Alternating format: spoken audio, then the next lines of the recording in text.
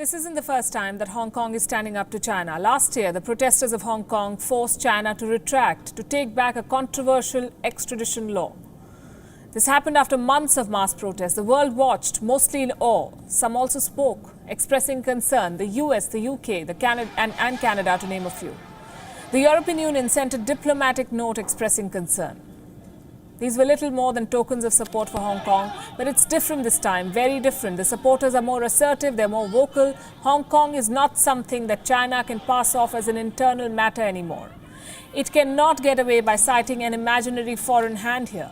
This protest is going to be much harder to quell. More than 200 parliamentarians and policymakers from 23 countries have lodged a strong protest. They have condemned Beijing's move to impose an autocratic law on Hong Kong. The letter on your screen now shows the extent of the global outrage against China. All signatories are senior policymakers and politicians. It's a strongly worded statement. It says that the national security law is a quote-unquote comprehensive assault on the autonomy of Hong Kong. The statement says, and I'm quoting, if the international community cannot trust Beijing to keep its word when it comes to Hong Kong, people will be reluctant to take its word on other matters. Which are the matters? I'm sure you can guess.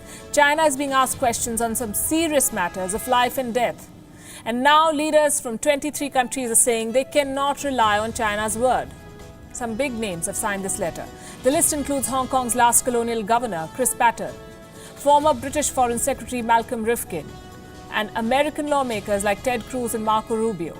A total of 10 American names feature on this list. Other signatories are from Europe, New Zealand, Canada, Australia, South Korea and Malaysia.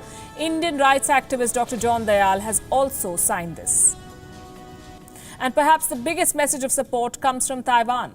President Tsai Ing-wen has thrown her weight behind the people of Hong Kong. She wrote a Facebook post yesterday.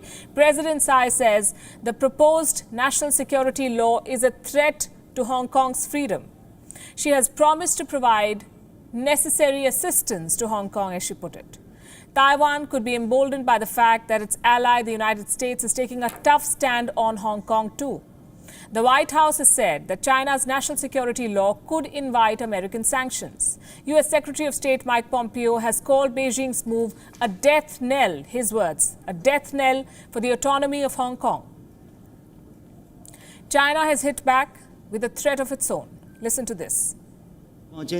China firmly opposes noises made by the United States politicians on the Hong Kong-related agenda of the National People's Congress.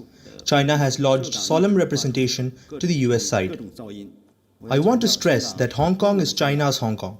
Hong Kong affair is purely China's domestic affair.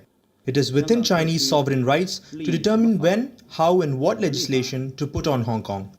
US doesn't have the authority to point fingers or interfere. If the US is determined to harm China's interests, China will take any necessary countermeasures to fight back. China wants to move quickly and enact this law.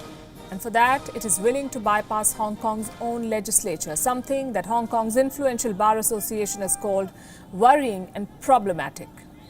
If Beijing still goes ahead, expect a more fierce backlash from Hong Kong.